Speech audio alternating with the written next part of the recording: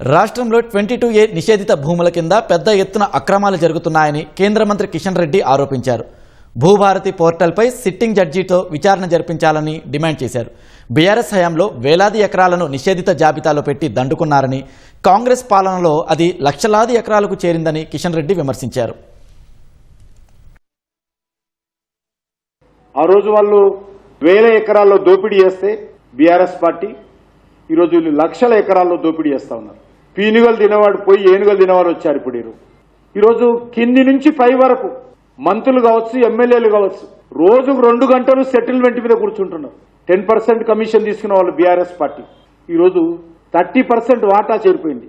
ఈరోజు భూముల దగ్గరకు వస్తే 50% వాటా. నీకు 100 ఎకరాల లిటిగేషన్ ఉంటే నేను క్లియర్ చేస్తా, 50 ఎకరాలు నాకు ఇస్తావా? మీరు ఏ రియల్ ఎస్టేట్ వ్యక్తిని అడిగినా, హైదరాబాద్ చుట్టుపక్కల ఏ గ్రామానికి వెళ్ళినా, ఏ కలెక్టర్ ఆఫీస్ దగ్గరికి వెళ్ళినా కలెక్టర్ ఏం చెప్తా ఉన్నాడు, మీరు ఫలానా దగ్గరికి వెళ్ళండి, నా చేతుల్లో లేదు, అక్కడ వాళ్ళు చెప్తేనే నేను చేస్తాను, నీ న్యాయం అయినప్పటికీ కూడా నేను చేయనని చెప్పి ఈరోజు కలెక్టర్లు చేతులు ఎత్తేస్తున్నటువంటి పరిస్థితి, కలెక్టర్ల మీద ఒత్తిడి తీసుకొస్తున్నటువంటి పరిస్థితి, కలెక్టర్లను బెదిరిస్తున్నటువంటి పరిస్థితి. భూభారతి విషయంలో హైకోర్టు సిట్టింగ్ జడ్జి న్యాయ విచారణ జరపాల్సిన అవసరం ఉంది.